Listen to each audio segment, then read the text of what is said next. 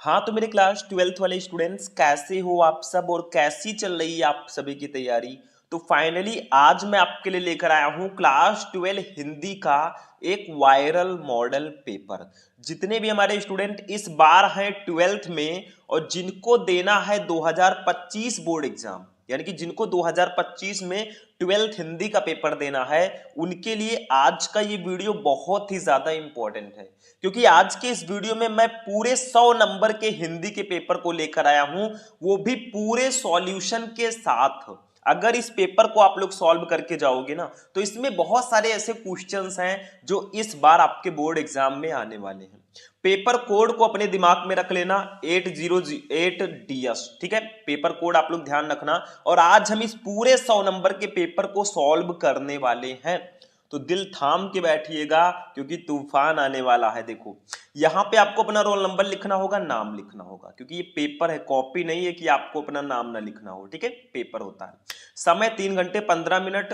सामान्य हिंदी 2025 का ये पेपर है। निर्देश आपको दिए जाएंगे कि आप लोग 15 मिनट अपने क्वेश्चन पेपर को पढ़ेंगे, ठीक है। अब आपको ये तो पता ही है, छोटे बच्चे तो हो नहीं, कि आपका जो पेपर है हिंदी का वो 2 खंड में होता है, एक खंड का और दूसरा खंड खा। खंड का में आपका 50 नंबर का क्वेश्चन रहेगा और खंड खा में भी 50 नंबर का क्वेश्चन रहने वाला है।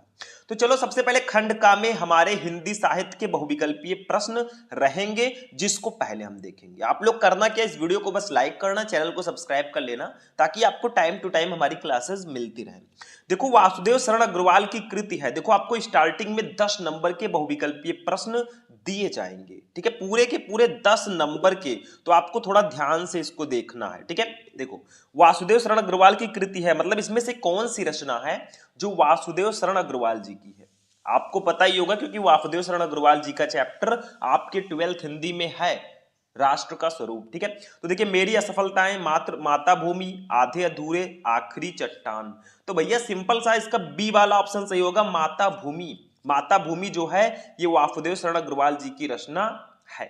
चलो आगे बढ़ते हैं। खा वाला क्वेश्चन देखो, निम्नलिखित में से हजारी प्रसाद द्विवेदी की रचना नहीं है। अब आपसे यह पूछा जा रहा है कि इसमें से कौन सी रचना है जो हजारी प्रसाद द्विवेदी जी की नहीं है। अब हजारी प्रसाद द्विवेदी जी भी आपके चैप्टर में है, इसीलिए मैं कहता हूं कि आप लोग चैप्टर को जो पढ़ते हैं ना, उनका जो जीवन परिचय है, जो भी लेखक या कवि हैं उनका जीवन परिचय और उनकी रचनाओं को पढ़ लो। इससे दो बेनिफिट होगा, एक तो आपको जीवन परिचय या साहित्यिक परिचय अच्छे से आ जाएगा, दूसरी चीज आपको इस प्रकार के जो ऑब्जेक्टिव क्वेश्चन आते हैं उसका आंसर भी आसानी से पता चल जाएगा। तो बताइए इसमें से कौन सी रचना है जो हजारी प्रसाद द्विवेदी जी की नहीं है। इस नहीं को जरूर पढ़िएगा, कुछ बच्चे जल्दबाजी कर देते हैं और वो पढ़ लेते हैं निम्नलिखित में से हजारी प्रसाद द्विवेदी की रचना है। तो ये तीनों है भैया, मतलब 3 है, इसमें से एक नहीं है, तो तीनों में से किसी एक पर वो टिक कर देते हैं। तो ज्यादा जल्दबाजी आपको नहीं करना। देखो हिंदी साहित्य की भूमिका, विचार और वितर्क, बिल्लेसुर बकरिया और साहित्य का मर्म। देखो भैया ए वाला है, बी वाला है, डी वाला है, ये सब इन्हीं की रचना है। लेकिन ये जो रचना है अजीब टाइप का, बिल्लेसुर बकरिया, ये इनकी रचना नहीं है। आप लोगों को कमेंट करके बताना है कि ये किसकी रचना हो सकती है। बिल्लेसुर बकरिया किसकी रचना है, ठीक है।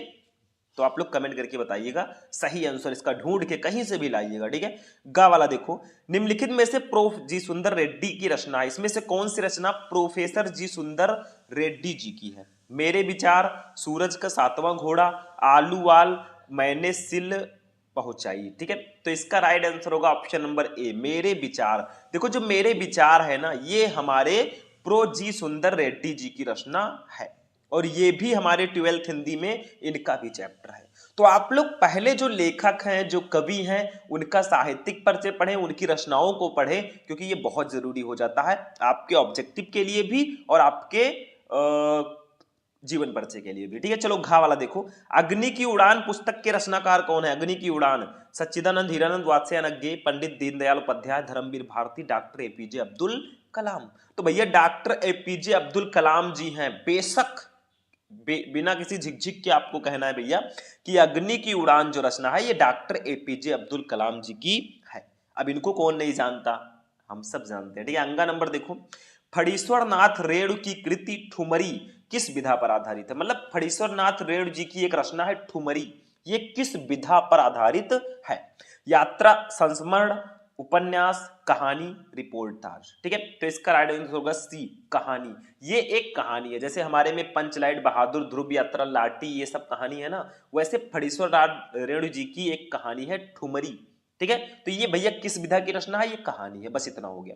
तो 5 क्वेश्चन हमारे हिंदी गद्य साहित्य से हो गए, एक एक नंबर के 5 बहुविकल्पीय प्रश्न। अब जो दूसरा क्वेश्चन यहाँ पे दिया गया है, ये हिंदी पद्य साहित्य के बहुविकल्पीय प्रश्न होंगे। देखो ध्यान से समझना, रस कलश किसकी रचना है, रस कलश को किसने लिखा, ये आपसे पूछा जा रहा है। बहुत सिंपल सा क्वेश्चन है, बताओ। भारतेंदु हरिश्चंद्र की, जगन्नाथ दास रत्नाकर की, अयोध्या चट्टोपाध्याय हरिऔध की, या जयशंकर प्रसाद की? बताइए किसकी रचना है रस कलश? बहुत सिंपल सा है, चलो हम बताते हैं। इसका सी वाला ऑप्शन सही होगा, अयोध्या सिंह उपाध्याय हरिऔध जी। और इनका आपके हिंदी पद में एक चैप्टर है पवन दूती का, उसको इन्होंने ही लिखा है, तो इनकी रचनाओं को जरूर पढ़ लेना। खा, मैथिली शरण गुप्त की महाकाव्यात्मक कृति है, इसमें से कौन सी रचना मैथिली शरण गुप्त जी की है जो महाकाव्य है? भारत भारती, जयद्रथ वध, यशोधरा, या साकेत? भैया साकेत, ये मैथिली शरण गुप्त जी की ही रचना है। कहां पड़े हो चक्कर में, कोई नहीं है टक्कर में। पढ़ाई करते रहो, आप लोग सपोर्ट बनाए रखें, आगे आगे देखिए होता है क्या। चलो एक क्वेश्चन हम लोग कर लेते हैं, उसका आंसर आप लोगों को देना है कमेंट बॉक्स में। देखो ये किसकी रचना है, उर्वशी। उर्वशी किसकी रचना है, इसका कमेंट करके आप लोग आंसर दीजिएगा। देखते हैं कितने स्टूडेंट सही आंसर देते हैं, क्योंकि मैं क्वेश्चन तो पूरा पढ़ा दूंगा, आंसर भी बता दूंगा, लेकिन कुछ आपके लिए भी होना चाहिए ना, थोड़ा ट्विस्ट, तो वही मैं दे रहा हूं। ठीक है, गा देखो, निम्नलिखित में से जयशंकर प्रसाद की काव्य कृति नहीं है, इसमें से कौन सी रचना जयशंकर प्रसाद जी की नहीं है? कानन कुसुम, प्रेम पथिक, चित्राधार, इत्यलम? तो भैया सिंपल सा है, इत्यलम इनकी रचना नहीं है। देखो कानन कुसुम है, प्रेम पथिक है, चित्राधार है, इत्यलम इनकी रचना नहीं है। ठीक है, तो इसको आप लोग ध्यान में रखिएगा।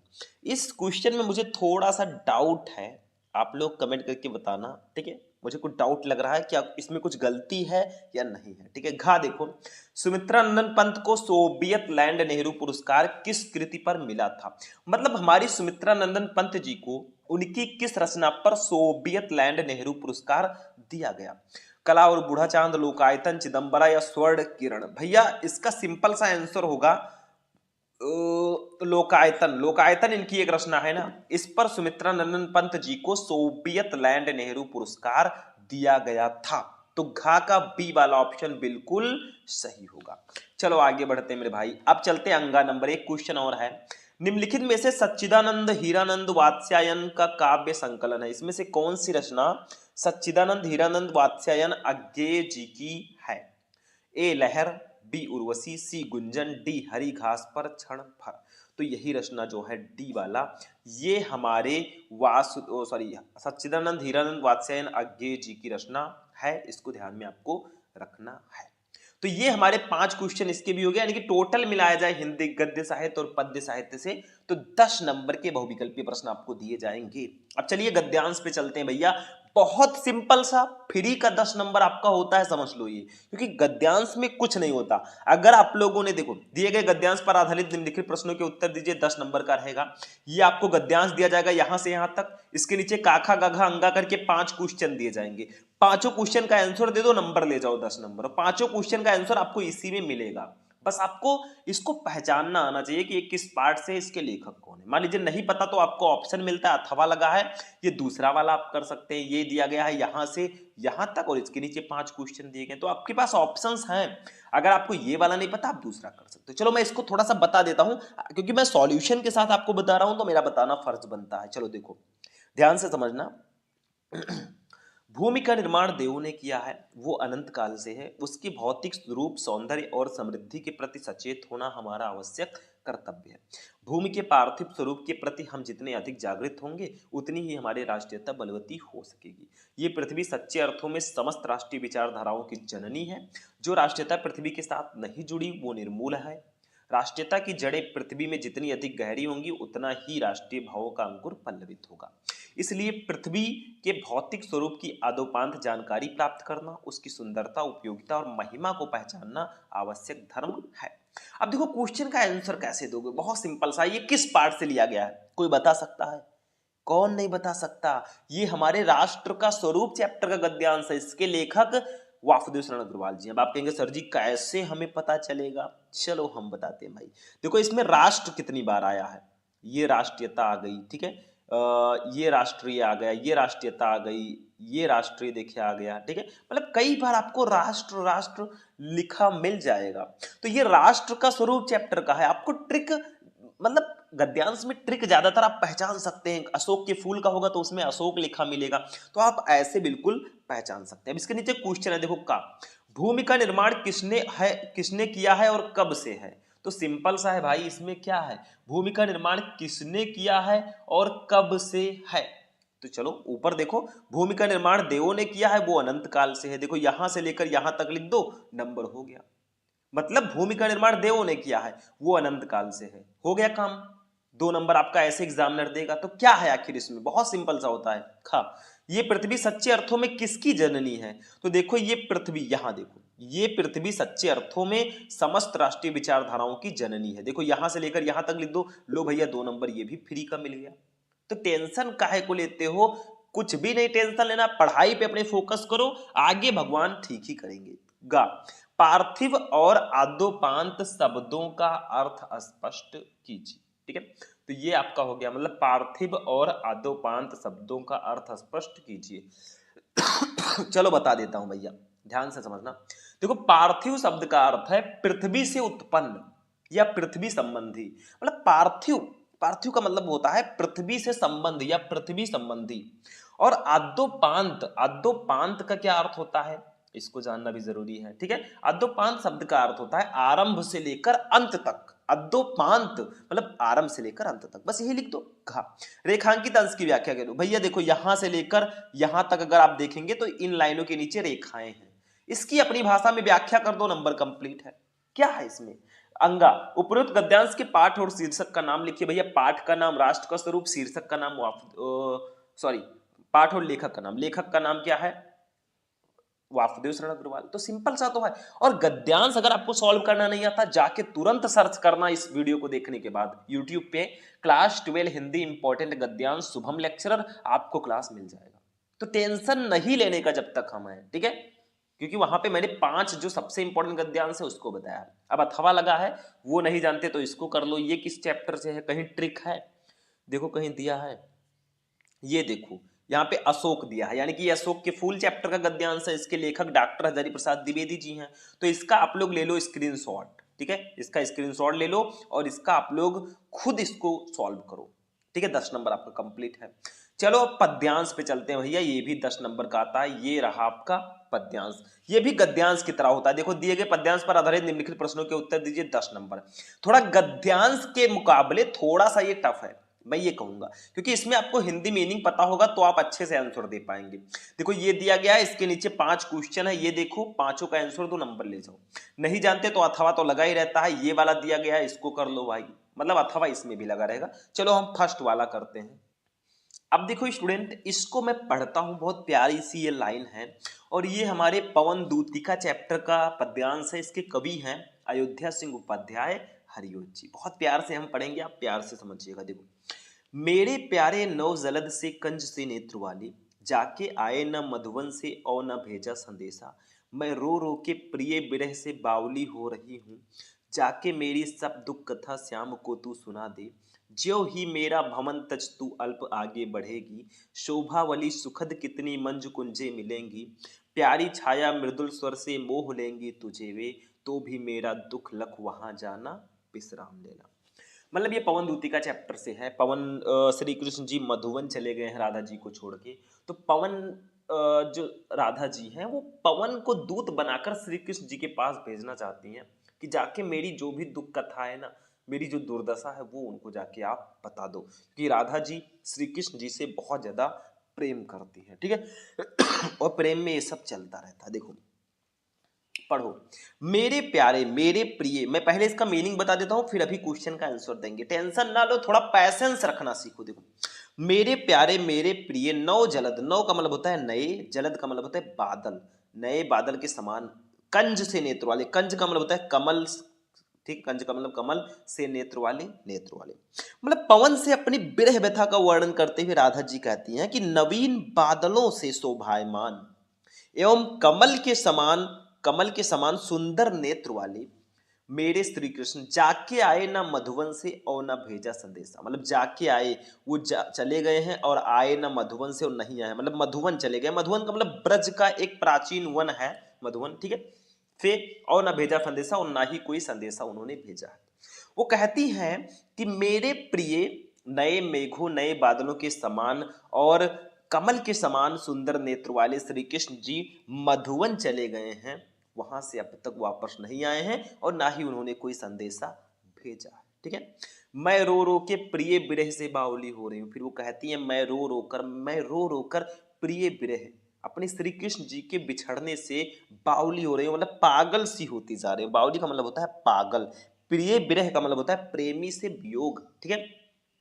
जाके मेरी सब दुख कथा श्याम को तू सुना दे। फिर वो कहते हैं जाके तू जा, मेरी सब दुख कथा, मेरी सारी दुख कथाएं श्याम को तू सुना दे, तू श्री कृष्ण जी को सुना करा। फिर वो कहती हैं कि उनके बिछड़ने से मेरी दशा अत्यंत दयनीय हो गई है, मैं रोते रोते पागल हो रही हूं, अतः तुम जाकर मेरी इन दुखों से उन्हें अवगत कराना, मेरी दुखों को उनको सुना देना। फिर वो कहती हैं पवन को, ज्यों ही मेरा भवन तज तू अल्प आगे बढ़ेगी, ज्यों ही जैसे ही मेरा भवन मेरा घर तज उसको छोड़कर तू अल्प आगे, तू थोड़ा सा आगे बढ़ेगी, शोभा वाली सुखद कितनी मंज कुंजे मिलेंगी। मतलब शोभा वाली सुखद मतलब सुख देने वाली कितनी कितनी मंजू कुंजे। मंजू का मतलब होता है सुंदर, कुंजे का मतलब होता है जो लता झाड़ियां होती है ना, उससे जो घिरा हुआ क्षेत्र होता है, कुंजे मिलेंगी। मतलब वो फिर कहती हैं कि राधा पवन से रास्ते में आने वाले विभिन्न प्राकृतिक सौंदर्य से सचेत रहने के लिए कहती हैं कि मेरे घर से कुछ ही दूर जाने के बाद तुम्हें अत्यंत मनोहारी और सुख प्रदान करने वाली कुंजे मिलेंगी, बगीचे मिलेंगे। प्यारी छाया मृदुल स्वर से मोह लेंगी तुझे वे, और वो प्यारी छाया अपनी प्यारी छाया से और मृदुल स्वर से तुझे वो मोह लेंगी, तुझे वो अपनी तरफ आकर्षित करेंगी।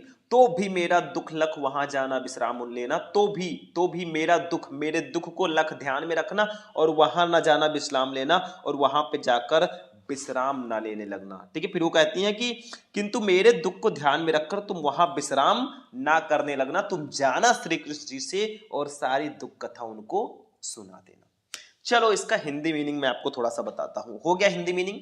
अब हमें आंसर, क्वेश्चन का आंसर देंगे। देखो कितना अच्छे से हमें आंसर देते हैं, 10 नंबर आपका कंप्लीट कराते हैं। थोड़ा सा ध्यान से देखना। देखो क्वेश्चन नंबर का है, देखो कहीं कहीं उपयुक्त पद्यांश के कवि और उनके कवि के नाम ऊपर आ सकते हैं, बाकी ऊपर नीचे से क्या मतलब। देखो संदेश प्रेषिका ने नौ जलद से कंज से नेत्र वाले शब्द किसके लिए प्रयोग किया है। अरे भैया सिंपल सा है, नौ जलद से कंज से नेत्र वाले, इसको किसके लिए प्रयोग किया गया? श्री कृष्ण जी के लिए। तो लिख दो संदेश प्रेषिका राधा ने नौ जलद से कंज से नेत्र वाले शब्द कृष्ण के लिए प्रयोग किया है। बस आपका 2 नंबर कंप्लीट। खा मधुवन जाकर किसने कोई संदेशा नहीं भेजा है, ये भी सिंपल सा क्वेश्चन है। मधुवन जाकर कृष्ण ने कोई संदेशा नहीं भेजा है, 2 नंबर ये भी कंप्लीट। देखो कितना इजी होता जा रहा है। अगर आपको हिंदी मीनिंग पता है ना, ये सब बिल्कुल हलवा लगेगा गाजर का। गा बाउली और अल्प शब्दों का अर्थ स्पष्ट कीजिए। भैया बाउली का अर्थ होता है पागल, ठीक है। बाउली का मतलब पागल, और अल्प, अल्प का मतलब होता है थोड़ा, ठीक है। तो ये इसका अर्थ होगा। घा रेखांकित अंश की व्याख्या कीजिए। भाई सिंपल सा है, रेखांकित अंश की आपको व्याख्या करनी है। मतलब ये जो 2 लाइनें हैं ना जिसके नीचे रेखाएं हैं, इसकी व्याख्या कर दो। मेरे प्यारे नवजलद से कंज से नेत्र वाले, जाके आए न मधुबन से हो न भेजा संदेशा। अंगा उपयुक्त पद्यांश से संबंधित कविता का शीर्षक और उसके रचयिता का नाम लिखो। भैया शीर्षक का नाम पवन दूती का, रचयिता यानी कि कवि का नाम अयोध्या सिंह उपाध्याय हरिओत। हो गया भाई, समझ में आ गया। एक मैंने समझा दिया, दूसरा आप लोग स्क्रीनशॉट लेके खुद इसको करना। मैं थोड़ा सा पढ़ देता हूं।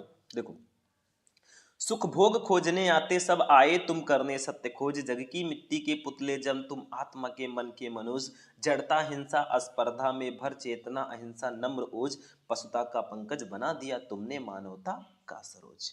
ये हमारे अहिंसा, देखो अहिंसा गांधी जी से रिलेटेड है, तो ये हमारे बापू के प्रति चैप्टर का पद्यांश है। इसके कवि हैं सुमित्रा नंदन पंत जी, कवित्री हैं, तो ये उसी से लिया गया। ठीक है, हो गया काम, आप लोग इसको खुद से करना। चलो अब जीवन परिचय पे चलते हैं, साहित्यिक परिचय जिसको बोलते हैं 5 का। निम्नलिखित में से किसी एक लेखक का साहित्यिक परिचय देते हुए उनकी प्रमुख कृतियों का उल्लेख कीजिए। शब्द सीमा 80, 5 नंबर मिलेगा। 3 लेखक हैं, वासुदेव शरण अग्रवाल, डॉक्टर हरि प्रसाद द्विवेदी, एपीजे अब्दुल कलाम। तीनों में से किसी एक लेखक का आपको साहित्यिक परिचय देते हुए उनकी रचनाओं को लिखना है। भैया इन सब का साहित्यिक परिचय मैं बता चुका हूं, आप लोग यूट्यूब पे सर्च करना, वासुदेव शरण अग्रवाल का जीवन परिचय शुभम लेक्चरर, आपको क्लास मिल जाएगा। या आप ऐसे सर्च करना क्लास 12 हिंदी इंपॉर्टेंट जीवन परिचय शुभम लेक्चरर, आपको जो 6 सबसे इंपॉर्टेंट जीवन परिचय है ना, मैंने बता दिया, तो जाके देखो, बार बार बताने से कोई फायदा नहीं मिलने वाला। खा, निम्नलिखित में से किसी एक कवि का साहित्यिक परिचय देते हुए उनकी प्रमुख कृतियों का उल्लेख कीजिए 80 शब्दों में। जैसे मैथिली शरण गुप्त, महादेवी वर्मा, सच्चिदानंद, हीरानंद, वात्स्यायन अज्ञे, तीनों में से किसी एक कवि का आपको साहित्यिक परिचय देना। ठीक है, तो ये आपका हो गया। ठीक, इसको भी सर्च कर लेना, आ जाएगा। कहानी तो भैया एकदम फिक्स होती है, मैं 101% कह सकता हूं। आप लोग सिर्फ पंचलाइट, बहादुर और ध्रुव यात्रा, 3 कहानी को पढ़ लो, आपका 5 नंबर ये बिल्कुल आपके हाथ में है। सिंपल सा है। देखो, पंचलाइट अथवा बहादुर कहानी का सारांश लिखिए, मतलब आपको पंचलाइट या बहादुर दोनों में से किसी एक कहानी का सारांश लिखना है। शब्द सीमा 80, दोनों नहीं पता तो अथवा लगा है। ध्रुव यात्रा अथवा बहादुर कहानी का उद्देश्य लिखिए 80 शब्दों में। भैया कितना इजी है, आपको 4 ऑप्शन मिल रहे हैं, सिर्फ एक ही करना है। चाहे आप पंचलाइट कहानी का सारांश लिख दो, चाहे बहादुर कहानी का सारांश लिख दो, दोनों नहीं पता तो आप ध्रुव यात्रा कहानी अथवा बहादुर कहानी में से किसी एक का उद्देश्य लिख दो, मतलब 4 ऑप्शन। तो ये मेरे हिसाब से भाई बहुत ज्यादा इजी हो जाता है। आप लोग सर्च करना पंचलाइट कहानी शुभम लेक्चरर, बहादुर कहानी शुभम लेक्चरर, सब कुछ मिलेगा, ढूंढोगे तो मिल जाएगा। चलो आगे चलते हैं, इन सबको मैं हटाता हूं और चलते हैं अपने नेक्स्ट वाले क्वेश्चन पे। ये देखो, खंड काव्य, हमारे खंड का ये लास्ट वाला है, 50 नंबर, इसके बाद हमारा कंप्लीट होगा। देखो, स्वपठित खंड काव्य के आधार पर किसी एक खंड के एक प्रश्न का उत्तर दीजिए, 5 नंबर, शब्द सीमा 80। देखो, मुक्त यज्ञ, सत्य की जीत, रश्मि रथी, आलोक वृत्त, त्यागपति, श्रवण कुमार, 5 है। ठीक है, तो आपको 2 2 4 2 6 है, तो आपको करना क्या है। देखो, खंड काव्य एक ऐसा टॉपिक है ना जो जिला वाइज होता है। जैसे हम यूपी से हैं तो यूपी में कई जिले हैं, कुछ जिलों में मुक्त यज्ञ होगा, कुछ जिलों में सत्य की जीत, कुछ जिलों में रश्मि रथी, कुछ जिलों में आलोक वृत्त, कुछ जिलों में त्यागपति, कुछ जिलों में श्रवण कुमार होगा। ठीक है, तो ये जिला वाइज होता है। आप लोग किस जिले से हैं, आप में कौन सा है भैया, कमेंट कर देना, हमें अच्छा लगेगा। ठीक है, बाकी इसको मैं पार्टिकुलर किसी को मैं नहीं बताने वाला, क्योंकि सारी चीजें तो सेम होती है पूरे यूपी में, लेकिन ये टॉपिक भाई डिफरेंस होता है। 50 नंबर हमारा कंप्लीट हुआ।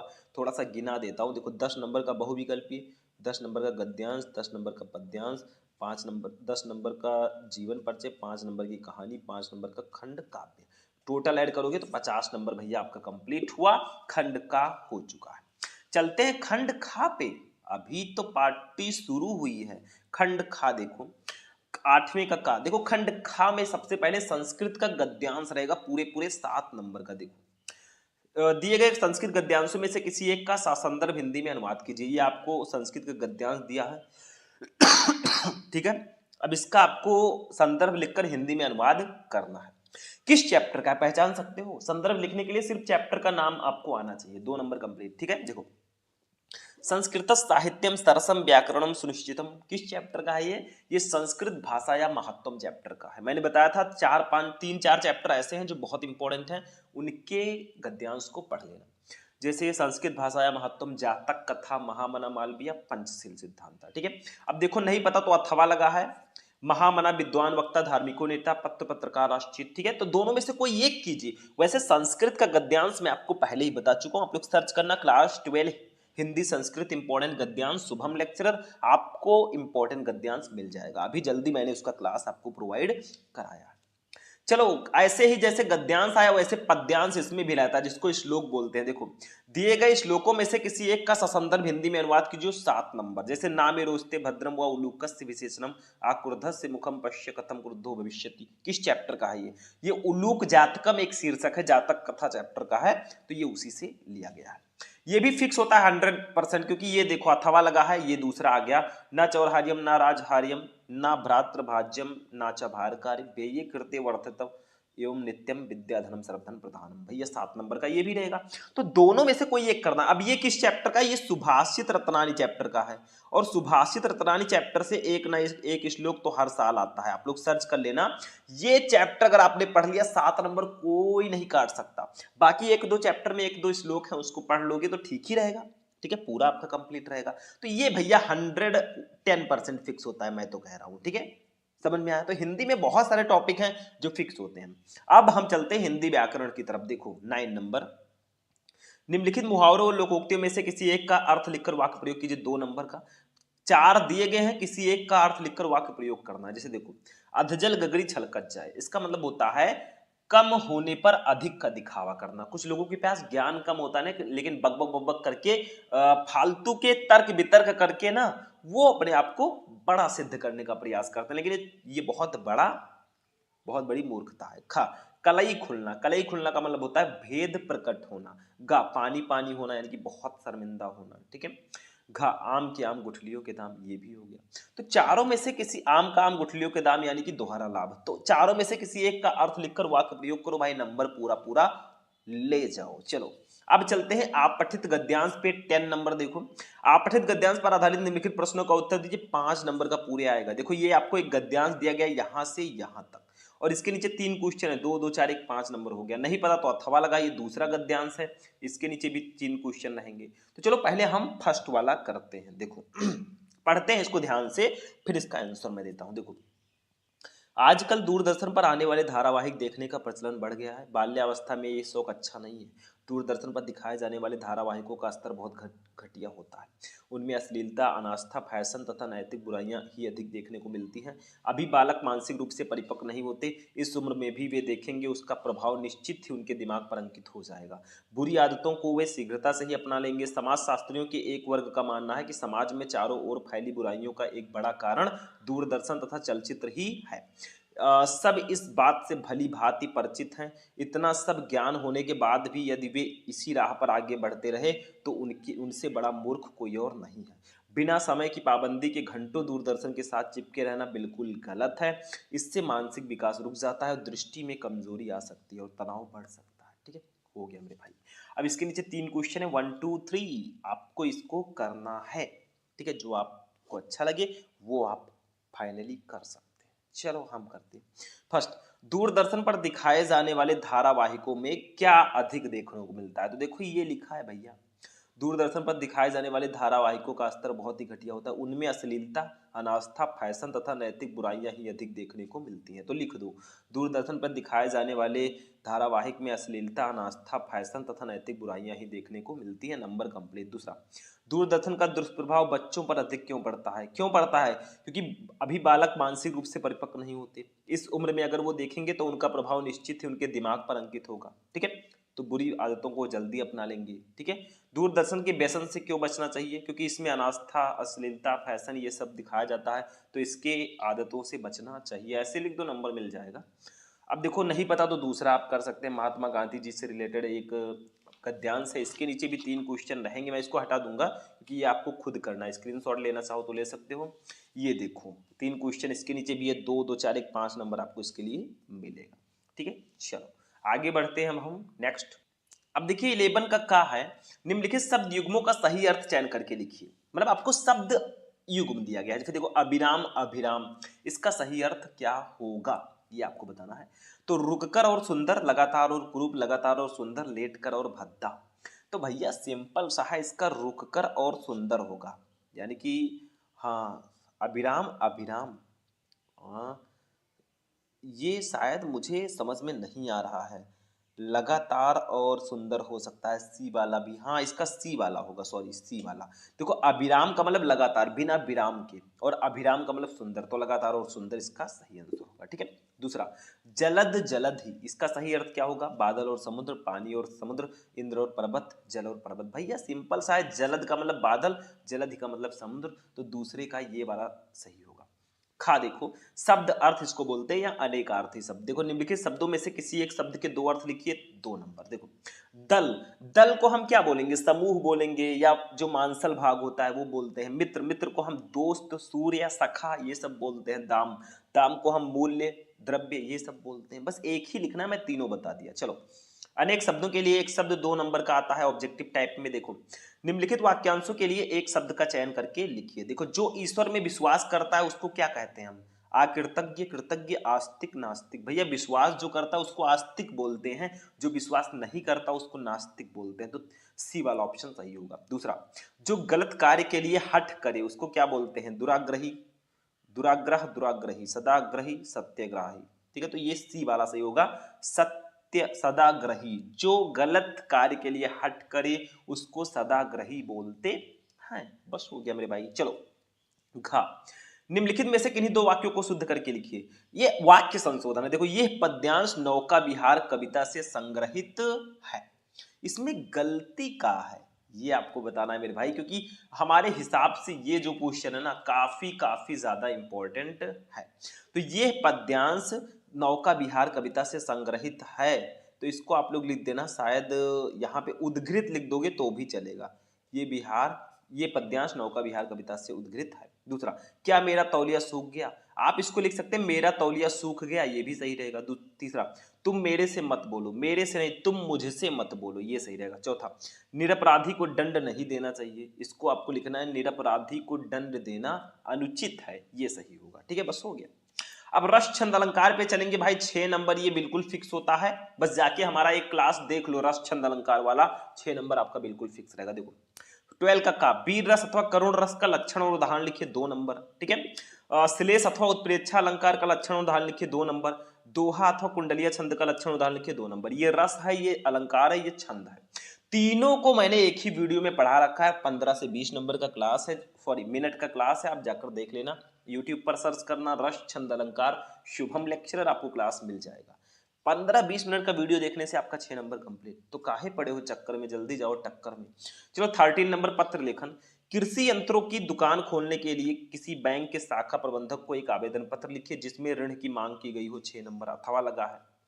नैतिक लिपिक के पद पर अपनी नियुक्ति के लिए किसी विद्यालय के प्रबंधक को एक आवेदन पत्र लिखो। दोनों में से किसी एक पर आप लोग पत्र लिखो, नंबर मिल जाएगा। पत्र लिखना नहीं आता तो आप लोग सर्च करना क्लास 12 हिंदी इंपॉर्टेंट पत्र शुभम लेक्चर, क्लास मिल जाएगा। 14 नंबर निबंध।